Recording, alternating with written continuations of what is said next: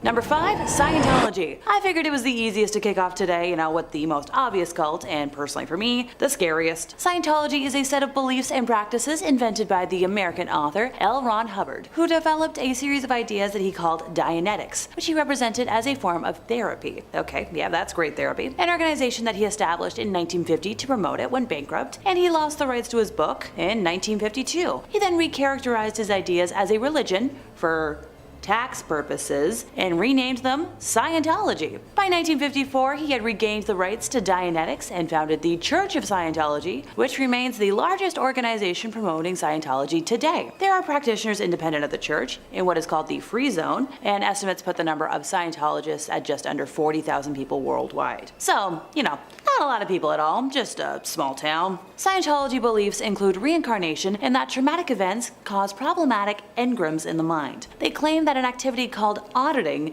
can remove the bad engrams. A fee is charged though for each session of auditing. Once an auditor deems an individual free of engrams, typically after several years, they are given the status of clear. After being deemed clear, adherents can take part in further activities called operating thetan levels, which require further payments. The operating thetan texts are kept secret for most followers and are revealed only after adherents have typically given hundreds of thousands of dollars to the Scientology organization. If you don't have ridiculous amounts of money to burn, don't worry, they're freely available online on sites such as WikiLeaks. And if you don't want to waste your time, these texts say past lives took place in extraterrestrial cultures. Look, I don't agree with Scientology, but I do agree with aliens visiting Earth. But these involve an alien called Xenu, described as a planetary ruler that existed 70 million years ago who brought billions of aliens to Earth and killed them with thermonuclear weapons. Yeah, I totally believe that. Despite being kept secret from most followers, this forms the essential mythological framework of Scientology's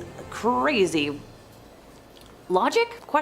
From soon after their formation, these groups have generated considerable opposition and controversy, in several instances because of their illegal activities. In 1967, Hubbard established a new elite group, the Sea Organization or Sea Org, the membership of which was drawn from the most committed members of the church. By 1981, the 21-year-old David Miscavige, who had been one of his closest aides in the Sea Org, rose to prominence. Hubbard died at his ranch in Creston, California on January 24th of 1986, and Miscavige succeeded Hubbard as the head of the church, a position he holds till this day. If you really want a mystery to solve, try and find David's wife. In 2013, actress Leah Remini, a former Scientologist and vocal critic of the organization, filed a missing persons report with the Los Angeles Police Department concerned about her disappearance. The LAPD allegedly contacted Shelley and closed the case within hours. Despite assurances from Church of Scientology spokespeople that Shelley Miscavige is alive and well, many continue to express skepticism. In 2022, after hearing about an investigation into now retired LAPD Captain Corey Palka about alerting others of confidential police investigations, Remini revealed photographs of Palka accepting a $20,000 check from Scientology for LAPD charities and one of a Scientology information kiosk located in the LAPD Hollywood division. While speaking with Palka in his office, Remini noticed a letter of thanks to him from Scientology with an invitation to lunch at their celebrity center. So, bribery. As of 2023, Shelley Miscavige's whereabouts remain unknown, and who knows if we'll ever know. In the 1970s, Hubbard's followers engaged in a program of criminal infiltration of the US government, resulting in several executives of the organization being convicted and imprisoned for multiple offenses by a US federal court. Now, Hubbard himself was convicted in absentia of fraud by a French court in 1978 and sentenced to 4 years in prison. And in 1992, a court here in Canada convicted the Scientology organization in Toronto of spying on law enforcement and government agencies and criminal breach of trust, later upheld by the Ontario Court of Appeal. The Church of Scientology was convicted of fraud by a French court in 2009, a judgment upheld by the Supreme Court of Cassation in 2013. The Church of Scientology has been described by government inquiries, international parliamentary bodies, scholars, law lords, and numerous superior court judgments as both a dangerous cult and a manipulative profit-making business. I could talk about them for hours and just how awful they are, so let me know in the comments if that's, something y'all would be interested in. Number 4, Family International.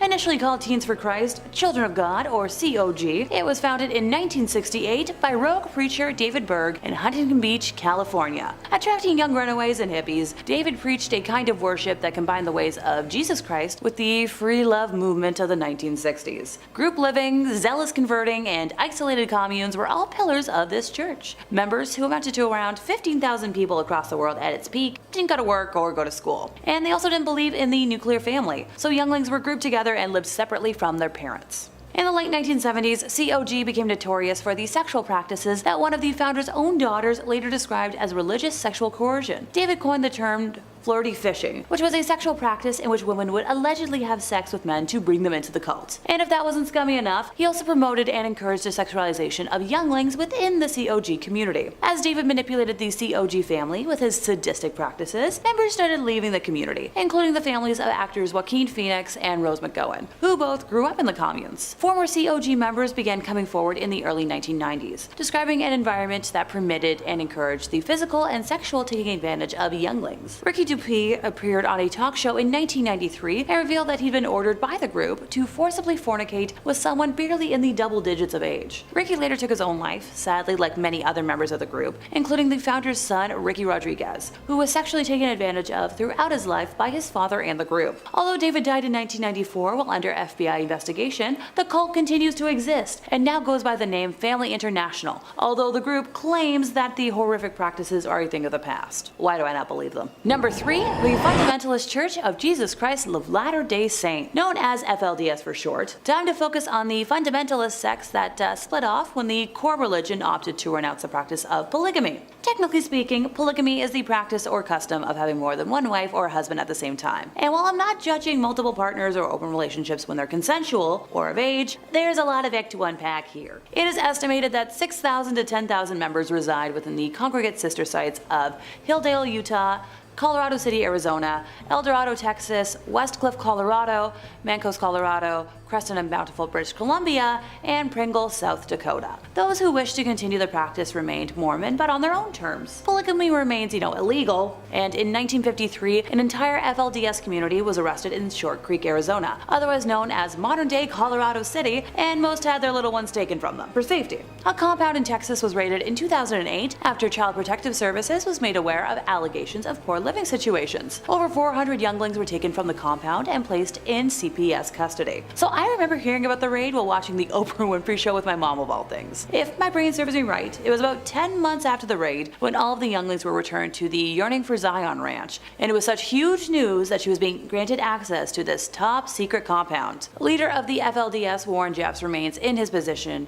despite being in prison for life after acts against minors. Number 2, Aum Shinrikyo. Founded by Shoko Asahara in 1984, Aum Shinrikyo is a Japanese new religious movement and doomsday cult who first made headlines in the late 80s amid accusations that Asahara was forcing members to donate money to the group and holding them against their will. Pardon me, I'll backtrack for a moment. Although Aum was, from the beginning considered controversial in Japan, it was not initially associated with serious crimes. Aum's public relations activities included publishing comics and animated cartoons that attempted to tie its religious ideas to popular anime and manga themes, including space missions, powerful weapons, world conspiracies, and the quest for ultimate truth. Like many cult leaders, Asahara believed in an imminent doomsday. This time it was caused by a world war started by the United States. And of course, according to him, only his followers would survive.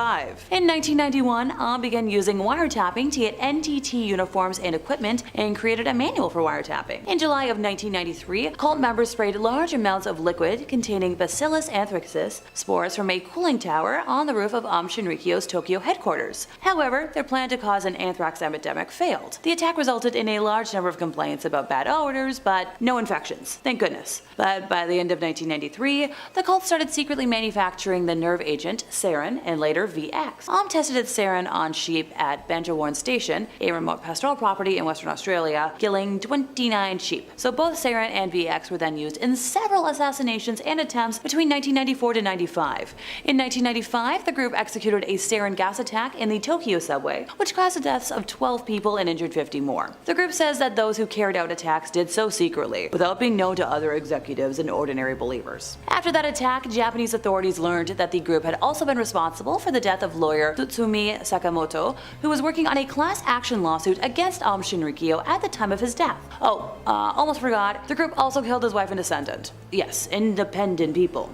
On July 6 of 2018, after exhausting all appeals, Asahara and 6 followers on death row were executed as punishment for the 1995 attacks and other crimes. So I'm glad that unlike, some of the other folks I've discussed today, some justice was actually served in this situation. 6 additional followers were executed on the 26th of the same month, and at 12:10 a.m. on New Year's Day of 2019, at least 9 people were injured when a car was deliberately driven into crowds celebrating the New Year on Takashita Street in Tokyo. Local police reported the arrest of Kazuhiro Kusakabe, the suspected driver, who allegedly admitted to intentionally ramming his vehicle into crowds to protest his opposition to the death penalty, specifically in retaliation for the execution of the before-mentioned Aum cult members. Number 1. Good News International Church. The Good News International Ministries, GNIM for short, or Good News International Church, was founded by Paul Mackenzie and his first wife in 2003. So this group attracted international attention in April of this year when it was revealed that Mackenzie had allegedly instructed members to starve themselves to meet Jesus before the end of the world, which has resulted in the deaths of over 400 people. And when you consider more than 600 people have been reported missing,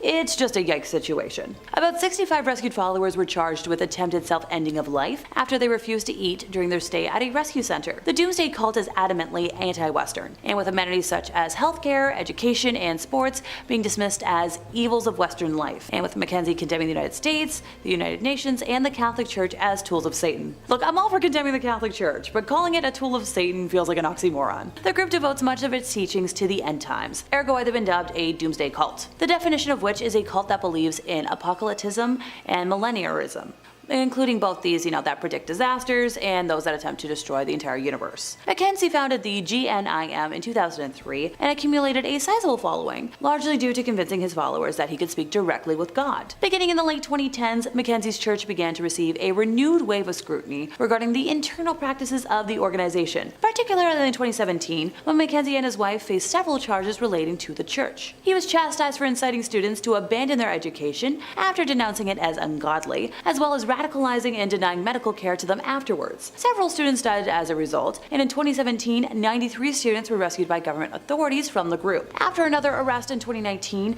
he departed Malindi and headed to the Shakahola forest, where the mass starvation occurred earlier this year. Now, Mackenzie did not join his followers in the mass starvation. In fact, a dietary menu was found on the wall in one of the special houses in the forest, believed to be his resting room. He's currently under police custody as the process of exhuming the bodies continues. Police authorities claim that some bodies were missing organs and believed they were being harvested and sold. Number 5. The Bilderberg Meeting. Starting us off today, we are going to be talking about the uber secretive Bilderberg Meeting. Now this one is a little bit of a cheat because technically it's not really a society, but it refers to an annual gathering that definitely happens without any of us knowing, in secrecy, and involves a lot of key profile VIPs, so I'd say it qualifies. The first Bilderberg meeting dates all the way back to 1954 and was held at the Hotel de Bilderberg in the Netherlands, which is where the group has taken its name since. Convened by Prince Bernhard, the gathering was a collection of powerful politicians from North America and Europe, designed to foster warmer relations between the two continents among fear of growing anti-American sentiment in Europe. In layman's terms, the Bilderberg meeting is an annual meeting where high-ranking politicians agree to not start World War III just yet. Just not just yet. They'll do it eventually, but keep things cool for now. Now, because of this, the Bilderberg meeting has quite the guest list. It's a veritable who's who. Bill Clinton, Margaret Thatcher, Angela Merkel, Tony Blair, Henry Kissinger, Pete Davidson, to name a few. Now, what happens in these meetings is anyone's guess, as they're wrapped in complete and utter secrecy. The minutes are never released, and journalists are barred from reporting on it at all. In fact, I would not be surprised if this video was the first time you've ever even heard of this. The secrecy definitely paves the way for rumors, with the belief that the Bilderberg meeting is an extension of the Illuminati, with the members being part of the New World Order, conspiring to control the world behind the scenes. Now, the official website for the Bilderberg meeting maintains, thanks to the private nature of the meeting, the participants take part as individuals rather than in any official capacity, and hence are not bound by the conventions of their office or by positions, which definitely makes things more suspicious. suspicious. We'll get to the bottom of this, I'm sure. But if you're looking for more conspiracies, well, Top 5 Scary has all of that and then some. We've got loads of things on secret societies, ghosts, ghouls, goblins, aliens, UFOs. If it's freaking you out, we've got a video or two on it, I promise you that. So hit subscribe, please do me a little favor and ring that little bell as well so you don't miss a single one of our videos. But do that at the end of this one, because I got 4 more secret societies that I'd love to tell you all about. Number 4, the Knights of Pythias. Coming up next is going to be the very mythical sounding Knights of Pythias. Oh, we love when a secret society is an order of knights. I love when something sounds like that. You know, they sound like I gotta go bring them an ancient crystal. The Knights of Pythias was founded by Justus H. Rathbone, a government employee in Washington, D.C. in 1864 who historically has one of the coolest names I've ever heard. Justus H. Rathbone. My god, that just rolls off the tongue. He felt there was an absolute moral need for an organization that practiced brotherly love. He loved Philadelphia. City of brotherly love, he was all about that. Around the same time, the country was involved in a bit of a punch-up, bit of a brother against brother, a bit of a civil war, you might call it. So brotherly love was needed. President Lincoln, upon learning of this group, expressed his approval of its mission and values, and the Knights became the first fraternal organization in the states to be chartered through an act of Congress. Now, the name is a reference to the Greek legend of Damon and Pythias, the Pythagorean ideal of friendship, which I guess means that this secret society in Washington, D.C. is the Knights of Friendship. That's adorable. All of its founding members worked for the government, and the Knights' colors are blue, yellow, and red. Blue signifying friendship, yellow charity, and red benevolence. The Knights of Pythias are still operating to this day, and are a partner of the Boy Scouts of America. That's hilarious. The second organization to receive its charter from the US Congress. That's the official hierarchy in America. It's Knights and then Boy Scouts. Those Now, interestingly, the Knights of Pythias, despite their very, very cool name, may very well be one of the only secret societies no one is writing any conspiracy theories about. I was looking, I really was, but the people in the tinfoil hats are not interested in the Knights of Pythias. Maybe it's because, unlike most other secret groups, the Knights really boldly announce that they're just all about friendship, and maybe people suspect they're not hiding anything, and maybe they're just totally genuine and all about friendship. That won't do for me. I think the whole friendship thing is a complete angle. I think the Knights of Pythias are doing something subliminal, something. They're hacking the airwaves somehow. We'll look into that. We're gonna get back to this. Number 3, the Independent Order of Odd Fellows. Oh, the Independent Order of Odd Fellows. Well,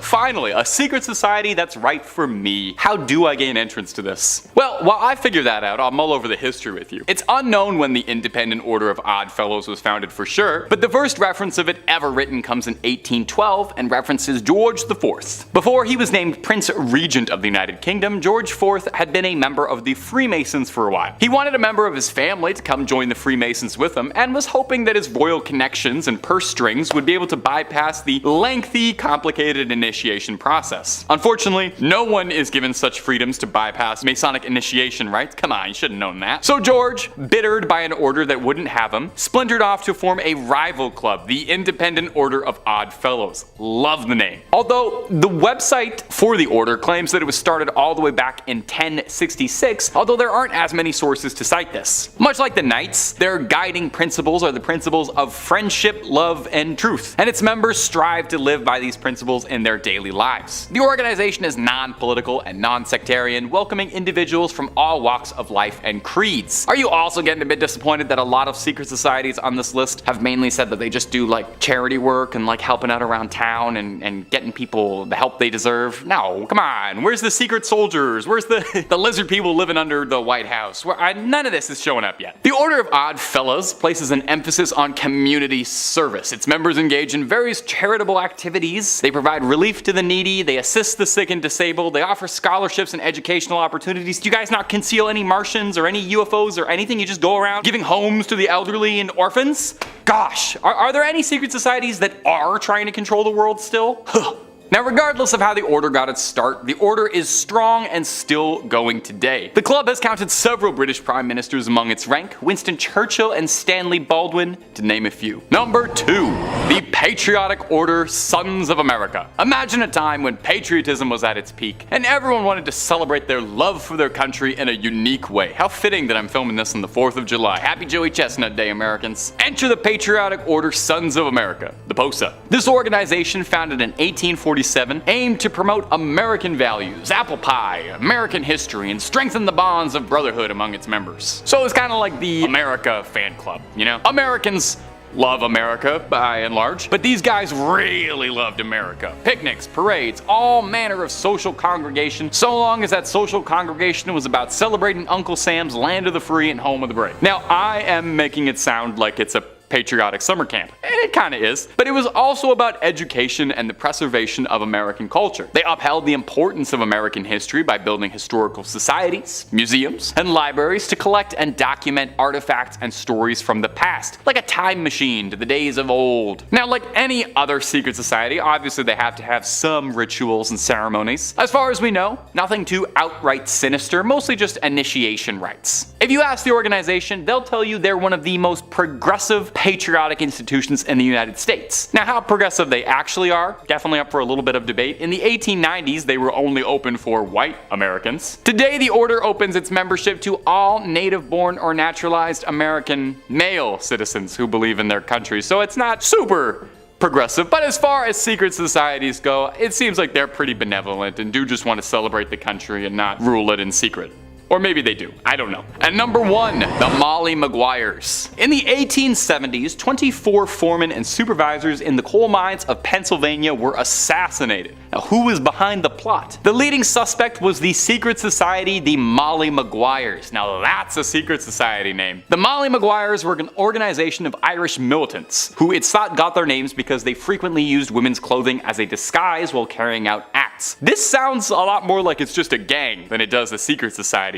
I'm pretty sure these guys were the bad guys at Red Dead Redemption 2. Operating primarily in the mid-1860s to 1870s, the group was named after a legendary folktale of Molly Maguire, an Irish nun who was evicted from her home. As such, the Maguires acted as a sort of big brother for Irish immigrants in America, aiming to address harsh working conditions and mistreatment by whatever means necessary. Faced with low wages, long hours, and unsafe working conditions, the Maguires sought to protect the rights and interests of their family through resistance, sabotage, and violence. The organization operated covertly, with members swearing oaths of loyalty and secrecy. Their tactics included coercion, intimidation, and you better believe just a little bit of political assassination. They targeted mine operators, foremen, and individuals they perceived as oppressors within the mining industry. Murders, all of this stuff pretty commonplace. The rise of the Molly Maguires attracted attention from mining companies and the government. The notorious Pinkerton Detective Agency, the actual bad guys from Red Dead Redemption 2, was hired to infiltrate and gather evidence against the group. High-profile trials followed, resulting in the conviction and execution of several Molly Maguires. The trials were marked by controversy and allegations of false testimony, leading to debates about the fairness of the proceedings. But if you know anything about the Pinkertons, it's that they don't really play fair. Today, the Molly Maguires are still sort of a subject of historical interest, serving as a reminder of the complex dynamics between labor, management, and immigrant communities in the United States during the 19th century. I don't really have a joke to end that on. I didn't think that far ahead. Number 5, the Skull and Bone Society. Now, I'm gonna be honest, this video might be the one to get the channel taken down. I've made a lot of bold videos. I've made some very, very heretical claims against the Catholic Church, and I've said some wild things and claimed them as facts regarding the Megalodon, but this might be the video to get the channel blacklisted as we start diving into and talking about some of the most secretive societies out there. The Skull and Bone Society is one of the more well-known secret societies, and yeah, I guess that's kind of an oxymoron. It's an undergraduate society at Yale University. Founded in 1832, it's renowned the world over for just how darn secretive it is, and its practice of strange rituals and its secret membership. Partly why it's so captivating to conspiracy theorists is its alumni are something to boast about. Many presidents have been members of the Skull and Bone Society, both Bush Sr. and Jr. Speculation runs rampant when it comes to the Skull and Bones, suggesting that powerful elites from within influence politics and finance. Now, membership, as one could expect, is very limited to a select few senior students at Yale who are chosen through mysterious ways, okay? You need to work on a lot more than just your GPA. I don't even know how to get in or what the criteria is, but it's not just anybody. These initiates are referred to as bonesmen. The society's rituals are kept to the utmost secrecy,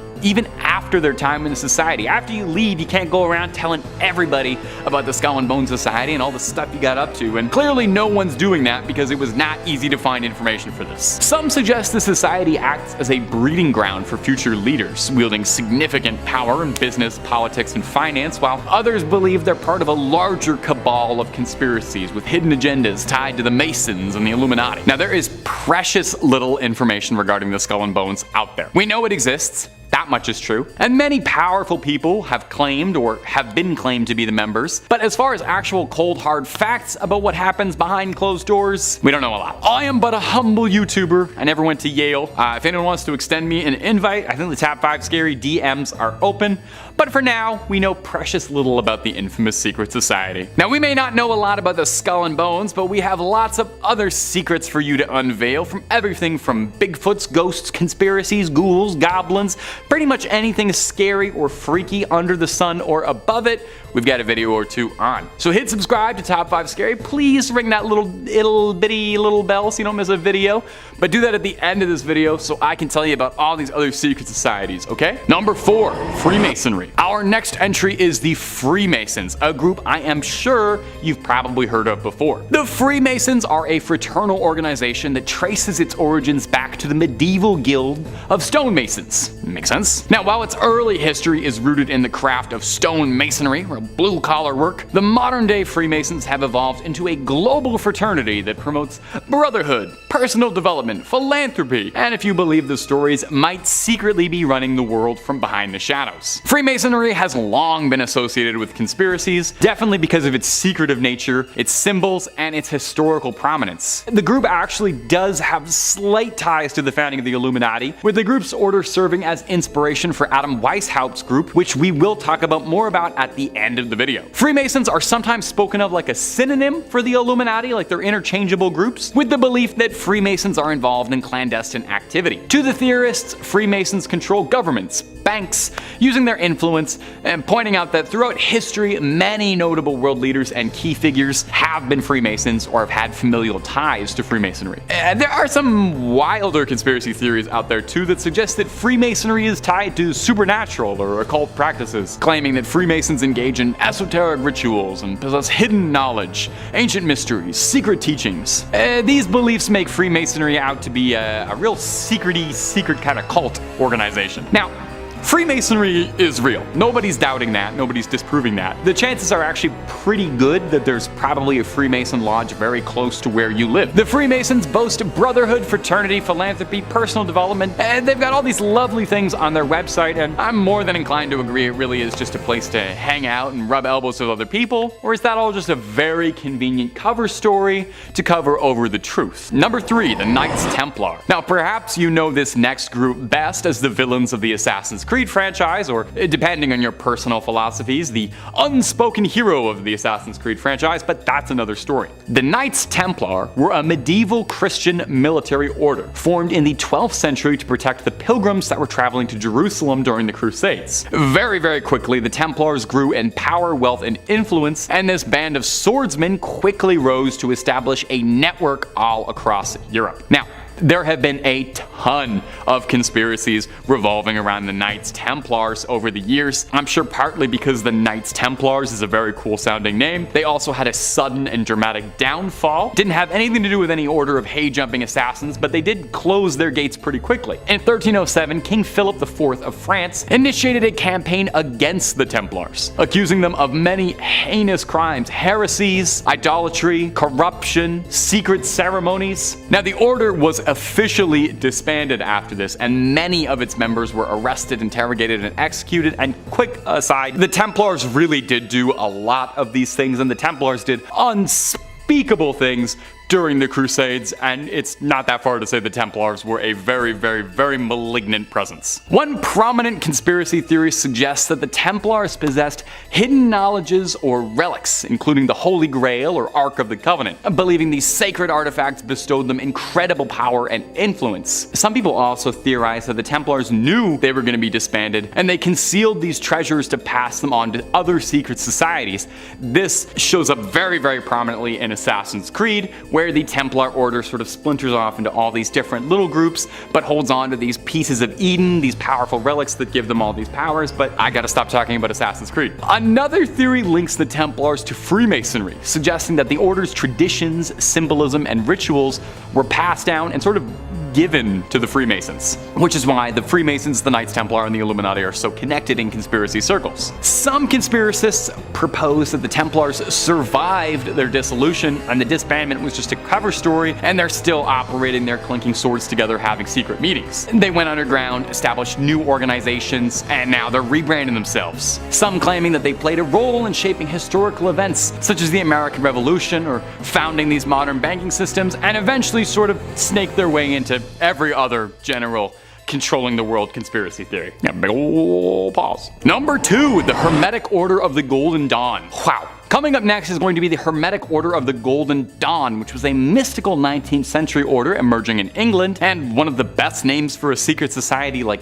ever. This sounds like the villains of a Final Fantasy game. The order was famous for its esoteric tradition and practice of magic. Yep, the order that sounds like it's a bunch of wizards did practice magic. The Golden Dawn sought to explore the spiritual and occult aspects of the world through their rituals and symbolism. Now, the order was founded by 3 key individuals. That's William Woodman, William Westcott, and Samuel Little McGregor Methers, who secretly resented the other 2 members for having alliterative W names, and he felt deeply left out. Over the years, the Golden Dawn would attract plenty of notable figures, including notorious occultist Aleister Crowley, who did also inspire one of the best Black Sabbath songs. Internally, the Golden Dawn experienced a manner of conflict. Disagreement over leaderships, initiation, and the true nature of the Order's teachings and mission were all things that caused strife. Some people later on have suggested these internal conflicts were planned to maintain control and secrecy over the organization. Imagine that. Your organization is so secret, you need to get rid of your own members. Keep them out of the loop. They know too much. Conspiracists believe that the Order's supernatural ties mean they are involved with some paranormal entities. Maybe we're getting a little bit out there. Believing that they were able to manipulate and control individuals and situations. They could control minds and influence. Summon demons. Of course, it could also just be a giant load of hullabaloo, and the Golden Dawn could have been nothing more than a bunch of old men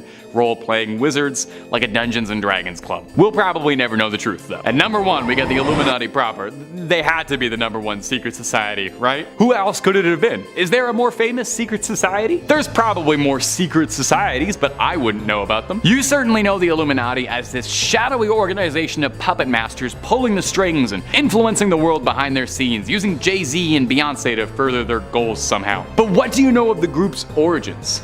To separate the fact through the fiction, let me take you on a journey after a few minutes of Google searching. The infamously secretive Order's origins can actually be traced back kind of easy to a university professor named Adam Weishaupt in 1776. He taught natural law at a university in Bavaria and was orphaned at an early age. He was then raised by his erudite uncle, who fostered a love of knowledge in the boy. Adam loved knowledge and thought that consuming knowledge was life's greatest pursuit. He was very frustrated by countries and states that were dominated by religion, like his Catholic homeland of Bavaria. He was very anti-Catholic Church, a position that was not particularly looked upon with favor at the time. Now, Adam had envisioned a tight group of people who could challenge the Church's stranglehold on information, and he saw a formal group in mind focused on illumination rather than suppression. There's definitely some irony in a group that's so famous now for secrecy and mystery that its original intention was to illuminate people. Initially, Weishaupt sought out the Order of Freemasons, believing that the Freemasons were exactly the men he was looking for, but he was denied entry. Frustrated, Adam chose to seek out his own people and dubbed his new group the Order of the Illuminati, but based his organization very strongly on the Freemasons. He borrowed their hierarchy, code names, clandestine dealings, a lot of their symbolism, and this is largely why people sort of mistake the 2 groups and correlate them together, lump them in with the same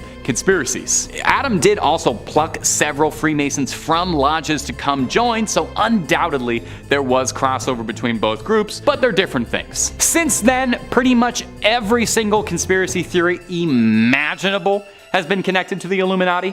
Governments, banks, entertainment, bada bada bada bada bada bada. It's all orchestrated by the Illuminati, and we simply play out their script. Symbols such as the Eye of Providence are seen as proof. It's on the dollar bill, or there's symbology used in music videos and entertainment. That's proof of the group's control. Anytime you see Jay-Z doing one of these, that's proof that he's an Illuminati agent. So there was a real Illuminati, definitely, and there were a bunch of Bavarian nerds, but the Brethren. Do you feel like the modern world has got you down? Got you running around, feeling overwhelmed? Perhaps you need a break from it all and you want to get away. I want to go back to a simpler time. Well then perhaps the Brethren is the movement you've been looking for. Founded by Jim T. Roberts, the movement seeks to shed all of the convenience and accommodations of modern living, with its members instead choosing to live as vagrants, drifting on the edge of society, away from the prying eye of the modern world. Their leader believes that in order to be guaranteed a spot in heaven, one must purify themselves. And to the Brethren, this means purifying themselves of just about every facet of modern living. As part of their renouncement of all modern living, Brethren must forsake all of their family, friends, their jobs, their livelihoods, all in favor of their new brothers. You aren't allowed to partake in any material goods of any kind. Sew your own clothing and eat what you can scavenge. This particularly grisly habit is what gave the cult its enduring nickname of garbage eaters for their tendency to dumpster dive. You're not even allowed to laugh, celebrate, or play, as all celebrations must be saved for the return of the Savior at the end of the world. Although given those conditions, I'm not sure what you'd have to laugh about. It goes as far too as members being barred from receiving treatment or medicine, even for common curable illnesses. Because members are forced to cut themselves off from their families, oftentimes members disappear without their family members ever even getting to know what happened. As such, groups have sprung up to try and reconnect Brethren to their families and hopefully get them a dinner that didn't come out of a dumpster. Why not toss a subscribe our way and join our group here? Our teachings are scary videos every day, and the only thing you have to give us is a subscribe, and if you're feeling really generous, maybe a like too. Let's keep going. Number 4, Happy Science. Happy Science, formerly known as the Institute for Research in Human Happiness, is a Japanese New Age religion that's sort of a loot bag for as many religious concepts as you can think of. In Happy Science, all gods that have been worshipped throughout history across various religions were actually all the same god, named El Cantare, roughly translating to the singer. The group's founder, Ryoho Okawa, just happens to be the incarnation of all these holy deities manifested as one man. He also claims to have the energies of various celebrities inside him, including Freddie Mercury and former US presidents. The group preaches happiness, obviously. Following the group's mantra, in order to obtain happiness, one must practice the principles of happiness known as the fourfold path: love that gives, wisdom, self-reflection, and progress. Now, Happy Science isn't just some fringe group in a tent in the backwoods. Rough estimates suggest that the group pulls inwards of $45 million a year. Sounds like there's some kind of profit happening here. That's a little pun for you. Happy Science has a full-on media division, producing several animated and live-action films, and publishing books numbering close to the thousands, mostly being transcriptions of Okawa's lectures about happiness, spirituality, and occasionally aliens, as a major part of the group's belief revolve around UFOs, aliens, and other cosmic entities. The group is fairly widespread, boasting temples across the world and various continents. The group's statistics claim that there are 11 million members worldwide, although more conservative estimates put it around 30,000 worldwide. Regardless, Happy Science is something that's clearly making a lot of people happy. Number 3, Raelism. Raelism is the teaching that humanity was birthed by a hyper-advanced race of aliens called the Elohim, who genetically engineered us as their children. Our most famous religious leaders over the years were Elohim human hybrids, whose wondrous abilities and powers were mislabeled as prophets. It's said that by 2035, if Raelism's followers have achieved the tenets correctly and fulfilled the movement's teaching by spreading its message and building an embassy to welcome its 39 prophets. The group rose to prominence in the 1970s when its leader, Claude Vorilhon, who called himself Rayo, claims he had an experience with a UFO where a spacecraft flying overhead was full of beings who told him about humanity's future and past and handed him a Bible and told him it was his mission to build that embassy. Now, all of this sounds like pretty standard cult stuff, worshipping aliens who are secret progenitors, but where things get pretty interesting and worthy of note is that around 2002, a company called Clonaid, with direct ties to Raelism, claimed to have done the impossible and cloned a baby girl, appropriately named Eve. Immediately, it spurned all kind of controversy, led to several investigations, discussions about the ethics and morality of the situation, but despite all this, no actual evidence of the clone baby ever came up. Eve isn't the only alleged baby birthed this way through Clonaid, with several claims of Clonaid brand clones being produced since the original story in 2002, all with dubious claims, including controversial rapper Kid Buu, who claims to have been born there. So either Eve is still hiding somewhere, or maybe it was a bit of an exaggeration. Regardless, Clonaid charges up to $200,000 for their services, which might seem a bit expensive, but hey, you're getting a great deal on a clone. You're gonna make your money back on that. So if anyone's got a piggy bank just weighing them down, please send me a message and then get back to me and introduce me to you and your clone. Number 2, the Church of Bible Understanding. Hey, real quick for me, what's your favorite Seinfeld episode? Yeah, I probably could have guessed it was the comeback or the contest, and those are both great answers. But what about the checks, where George gets involved with that group of carpet cleaners who end up trying to recruit for a cult, and he's all mad they want his boss, but they don't want him? That's the kind of shenanigan that could only happen to Costanza. Turns out that episode was based on a real group called the Church of Bible Understanding, although at the time they were going by Christian Brothers Carpet Cleaners, no doubt where the idea came from. This undertaking was one of the group's many noble business ventures, including a used van business and a New York chain of used antique stores. Like most cults, the group was led by a charismatic figurehead, one Stuart Trail, who maintained to his followers that only he was capable of understanding the Word of God and understanding how to annoy George Costanza. Their leader was expelled from the Pentecostal church he worshipped at in the early 70s, and after his expulsion, refused to give up the dream and formed his own church, promising a communal lifestyle of salvation, and if reports from former members are to be believed, hard work for below minimum wage. Members were isolated from their friends, families, and communities and encouraged to devote themselves wholly to the church. Besides a less than flattering appearance on Seinfeld, the group most recently made headlines after an orphanage they built in Haiti had burned to the ground, after several claims that orphanages the group had been producing in Haiti had been extremely substandard, shoddy, overcrowded, and dirty. The leader, Stuart Trail, passed away in 2018.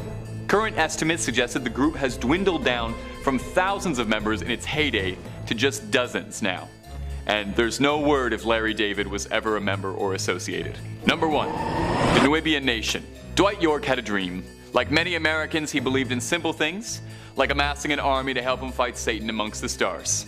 Let me back that up for you just a little bit and introduce you to the Nuwabian Nation, or the United Nuwabian Nation of Moors. Adding just a twist of Christianity, African rituals, and a heavy dose of Egyptian mythology mixed with aliens, Dwight York had a perfect recipe for a wild cult story.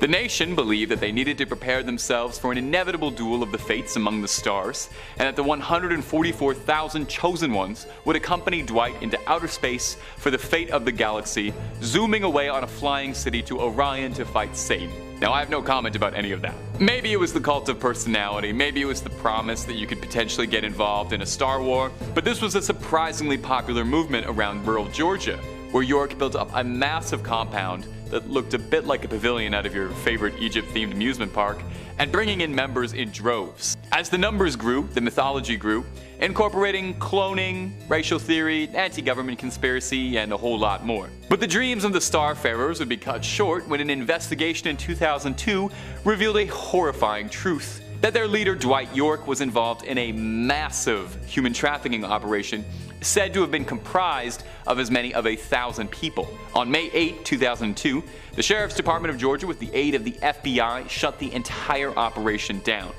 York was arrested and sentenced to a life sentence where he's still serving out his 135 years. One Georgia sheriff involved, Sheriff Sills, described the trafficking operation as the best kept secret in Georgia I'd seen in my 47 years as a police officer. The compound was seized and swiftly destroyed. Was this how it was with your parents, huh? Was it?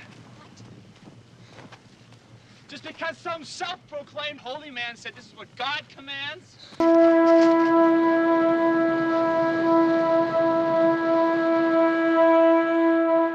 It's ruin. Horror movies can deliver scares through various means: gore, zombies, the paranormal. However, there is something particularly terrifying about cults. A group of people coming together to worship a dark higher power. Kind of like how you guys come together to worship me. Usually doing anything it takes to appease the dark entity, even sacrificing innocent lives. So today on Top 5 Scary Videos, I'm going to be counting down our list of the top 5 scary cults that summoned a demon. Before we begin though, be sure to stick around until the end of the video where I'll be responding to some of your comments. And with that, let's jump in. Coming in at number 5, Rosemary's Baby.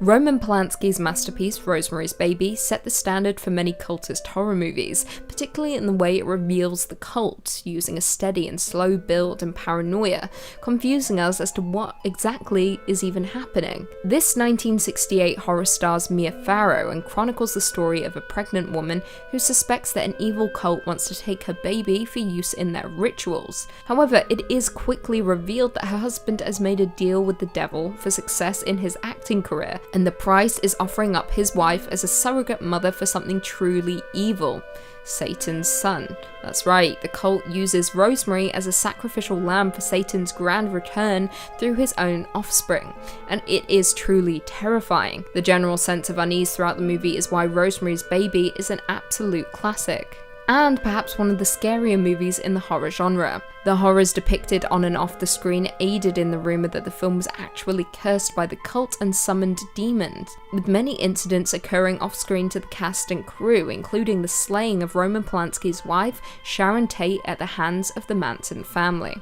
Coming in at number 4, VHS 2 Safe Haven. Safe Haven is one of 4 sections in the 2013 anthology found footage sequel VHS 2, with the segment being directed by Timo Tjahjanto and Gareth Hugh Evans, and being the best section in the entirety of the movie. The plot follows a news crew composed of 4 members who infiltrate an Indonesian cult in the hopes of shooting a documentary about their mysterious activities. Inside the building, they find the walls adorned in bizarre symbols, school children in classrooms, and women dressed in white garments.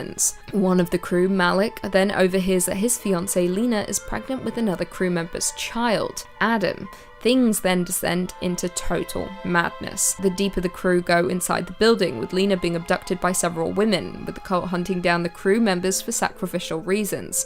Now, with only 29 minutes to play with, Evans and Tjahjanto don't hold back, not even for a second, with the segment being insanely action-packed and gore-filled from start to finish.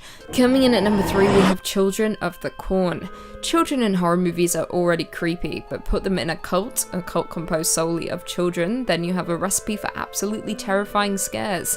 Children of the Corn, based on the book of the same name by Stephen King, is a supernatural folk horror starring Linda Hamilton and Peter Horton, and is set in a fictitious rural town of Gatlin, Nebraska. The film tells the story of a malevolent entity referred to as He Who Walks Behind the Rose, which entices the town's children to ritually murder all the town's adults and a couple driving across the country to ensure a successful corn harvest. As the couple arrive in the small, seemingly abandoned town, they discover the congregation of children led by a girl named Rachel, with them performing a cultural birthday ritual for Amos by drinking his blood from a pentagram-shaped cut on his body. Amos has turned 19, therefore is considered old enough for his passing, joining their god in the cornfield. Now, while the movie as a whole was a little disappointing, it does deliver on the horrors of cults.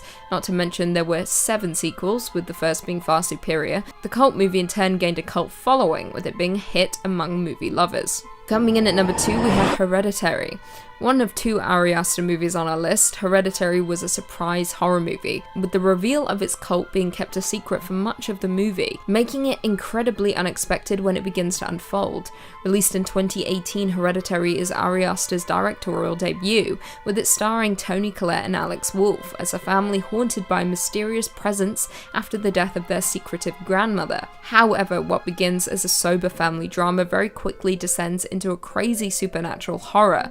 What begins as a slow burn quickly catapults into a disturbing horror after an incident involving the family's son and daughter, leaving viewers covering their mouths. As a result of the incident, the mother, Annie, is forced to turn to a support group member, Jones, for support, learning ways she can contact the realm of the supernatural. However, this has devastating consequences, with her awakening something that should never have been awoken. Viewers very quickly learn that a demon-worshipping cult are the true causes of the family's misery and pain. Worse still, Ari Aster plants Easter eggs throughout the movie as a way of warning us of things to come. However, saying that, most of us may have missed these subliminal messages, but what I can say is, the wall-crawling demon was revealed long before the last 30 minutes of the movie, with the cult being there all along, watching the family and waiting for their moment. The cult in Hereditary are worshippers of Paimon, one of Lucifer's most obedient devotees, who rules 200 legions of angels, and is connected to the Tree of Death, hence why the treehouse in Hereditary is so important. The summoning of Paimon is gradual throughout the movie, but when he finally arrives and seeks solace in the body of one of the characters, well, it's enough to send shivers down anyone's spine. And finally, coming in at number 1, we have Midsommar. There are few things more terrifying than a cult in horror movies, a group of people devoted to a dark high power who will do absolutely anything to appease the deity. No movie displays this as effectively as Ari Aster's Midsommar. Released in 2019, Midsommar is a folk horror film starring my queen, Florence Pugh, and follows a group of friends who travel to Sweden for a festival that occurs once every 90 years, only to find themselves in the clutches of a pagan cult. Now, unlike Ari Aster's Hereditary, Midsommar lays out its intentions from the very start of the movie. The movie kicks off with Dani discovering the death of both her sister and parents, with the incident putting a strain on Dani's relationship with her already distant boyfriend Christian.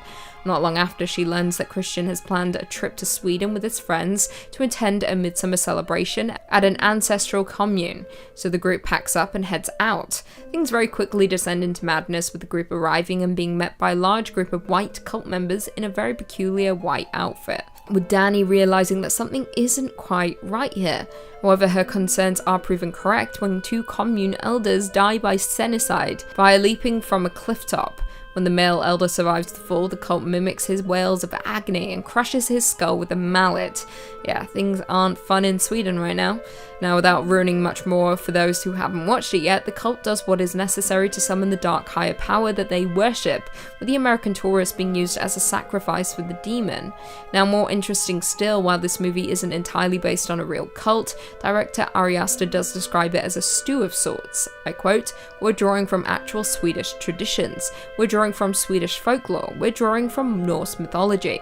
All in all, Midsommar successfully draws on the disturbing conventions of cultist horror to generate a sense of dread and unease, making it my favourite folk horror movie and cult horror movie of all time. 5, we have the Oracle of Delphi. At the very centre of the ancient Greek world is a strange, hidden chasm that has been thought as fuel for the netherworld for thousands of years. On the slopes of Mount Parnassus, underneath the colossal Temple of Apollo, the seeds of the Delphic mystery cult came into fruition. In essence, the Oracle of Delphi was a fortune teller, the high priestess of the temple, known as the Pythia, which in ancient Greek translates as the verb to rot, in reference to the slain, monstrous python at the centre of their belief. The Pythia would sit above a huge chasm deep in the bowels of the temple and breathe in a concoction from the depths below, thought to give her hallucinogenic properties that would induce prophecy. So accurate were her predictions, though, that the Pythia was thought to be the most influential woman in the classical world. Whoever held the title would go on to influence the decisions of Alexander the Great, Croesus,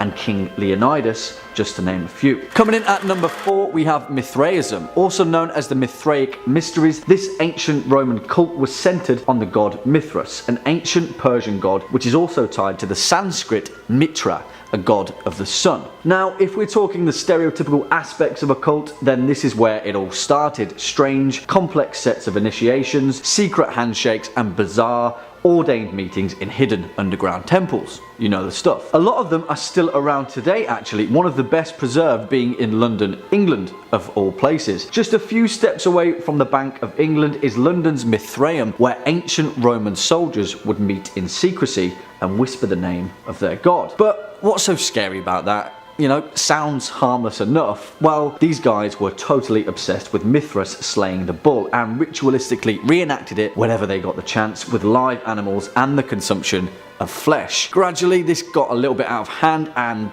People became part of the menu. Yep. Cannibalism. Also a little bit scary, but many people believe that the Mithraic cult is still around today, just lurking somewhere in the shadows, probably London. And next at number 3, the cult of Isis. Popping over to ancient Egypt, the phrase death cult doesn't get more death-y than the cult of Isis. Incredibly popular with ancient Grecian and Roman society, the goddess Isis was central in the Old Kingdom's Osiris myth, where her husband, the divine king Osiris, was slain and resurrected by her hand. The mysteries of Isis were strangely popular in the ancient world, where initiates to the cult would undergo elaborate ritual purification before being brought into the innermost part of Isis' temple. The catch though was that they had to pledge their mortal soul to the goddess of rebirth. Sounds innocent enough, eh? But this often meant that somewhere, someone along the line was getting ritualistically sacrificed. Never good. Swinging in at number 2, Ashurism. We've covered these guys quite regularly in our demon series, but if you didn't know, Ashurism is pretty gnarly business. Known as the national cult of the Assyrian people, where the majority of ancient Assyria chose to worship a polytheistic religion with thousands of different gods, similar to that of ancient Babylonia. They shared many creation myths to that of Judaism and Christianity, such as the Great Flood and the Tower of Babel. But what separates Ashurism is its fascination with demonism and their willingness to worship. For example, the tale of Lilith, Adam's first wife, who went on to become the demonic queen of the succubi. Although you could argue that this is just in essence a collection of smaller cults, Ashurism didn't come into written fruition until after the fall of the Assyrian Empire, where these cults were continued to be worshipped in the surviving city of Assur. This became a melting pot for Ashurism, with the cults of Sin, Nikal, Bel, Nabu and Tammuz being twisted into a fervent blend of godhood and demonism. Mass ritualistic sacrifice, stake burnings, cannibalism, it all went down here, and it's not good. And finally at number 1, the Knights Templar. This wouldn't be an ancient cult list without everybody's favourite shadowy secret society, the Knights Templar. Also known as the poor fellow soldiers of Christ and of the Temple of Solomon, that's a mouthful, the Knights Templar were a Catholic military order recognised in 1139 by the papal bull of the Holy See. Although records state that the Templar were active until about 1312, the order's main functionality was prominence in Christian finance. They managed a large economic infrastructure throughout the Christian world, developing financial techniques that would later become an early form of banking. In essence, they were the world's first multinational corporation, which has led many people to believe that they're still around to this very day, just in another form. Cue conspiracy music. Their initiation rites are still shrouded in secrecy, where outsiders were discouraged from attending the ceremony over fear of its sensitive nature. This led to the suspicion of medieval inquisitors and eventually the acquisition and execution of over 90% of the order's members, who were burned at the stake. Well, what did they discover? Well, kicking off at number 5, we have the Church of Bible Understanding. Founded in 1971 by Stuart Trail, this communal organisation was originally known as the Forever Family at its home location of Allentown in Pennsylvania. It gathered steam in the late 70s after moving its headquarters to New York, where it developed a controversial network of churches and communes and amassed over 100,000 members at its peak. Bizarrely enough, Trail's motive was to encourage members to break off contact with their families, forcing them into their communal lifestyle and working essentially as free labour for a number of businesses. These included a carpet cleaning business and a used van venture. The group has been accused of being a cult on numerous occasions, and it's suspected that their leader, Stuart Trail, became a multi-millionaire from the exploitation of young, vulnerable adults. In later years, after a string of controversies, its members dwindled to a few hundred, but recently in 2013, the church was accused of gross misconduct at a number of their orphanages in Haiti, despite claiming to spend $2.5 million on their upkeep annually. Next up at number 4, Raelism. One of the most notorious cults in modern history, Raelism began in 1974 after a Frenchman named Claude Vauquelin claimed he'd had a vision of an alien spacecraft descending over southern France. He said that the craft was filled with strange beings that told him humans were the only hope for the future of the universe, and then handed him a Bible. Apparently, he was there for over 6 days, and the head alien, coincidentally named Yahweh, explained that the Old Testament is actually a record of humanity's early early days, and that he needed to construct an embassy ready for the aliens when they would eventually return to inhabit Earth. Sounds pretty kooky, right? Well, for the next 3 decades, his teachings amassed a following of over 20,000 people, where they essentially worshipped aliens, opposed violence, championed science, and participated in mass orgies. Whatever floats your boat, I guess. Well, things got even weirder in 2002 when the cult claimed to have done the impossible and cloned a human, a baby girl named Eve. Of course, everyone went nuts. Even the White House got involved. Lawsuits were filed, but the Raelists stuck to their guns and still to this very day claim to be still producing human clones. Coming in at number 3, Congregation for the Light. Now, the majority of this list are organizations that are happily out in the open, that try and amass as many members as they can, get under their leadership. Well, these guys like to do things a little bit differently. Strangely enough though, they like to be out in the open, avoiding the backwater compounds synonymous with many other cults, and instead having their headquarters deep in the heart of Manhattan. They're controlled by one all-powerful leader, Tom Bear, a 73-year-old Ohio native who denies that the light is a cult. He preaches bizarre racial theories regarding Aryans and Atlantis, preps his people for a doomsday event, speaks about complex mythology involving owls and squirrels, and has an all-powerful grip on the relationships and love lives of its members. The Congregation of the Light is an incredibly small cult, having only roughly 200 members, but the scary thing is how secluded the group are, with the majority of them being born into the light. Bringing us in at number 2, Happy Science. Happy Science, well, its name definitely doesn't reflect the tone of its actual nature. In fact, as far as terrifying modern cults go, Happy Science is probably near the top of the list. An absolute mishmash mashup of world religions, from New Age hocus pocus to far-right nationalism. The leader of Happy Science, a man named Raihuo Akawa, claims that he's a supreme being called El Kanter, a combination of Jesus Christ, the Buddha, and the Prophet Muhammad. Formed in 1986 by the former salaryman, Akawa initially called the group the God-Light Association. His pursuit is to create a 9-dimensional heaven, whatever that may be, with himself at the head of the whole cult of personality shenanigans. Here's the kicker though, the group claims to have over 12 million members worldwide, and have also founded their own political wing called the Happiness Realization Party. And here's the crazier part, this group advocates violent Japanese nationalism, denying historical atrocities, and advocating for war between China and North Korea. Let's hope they stay just a cult,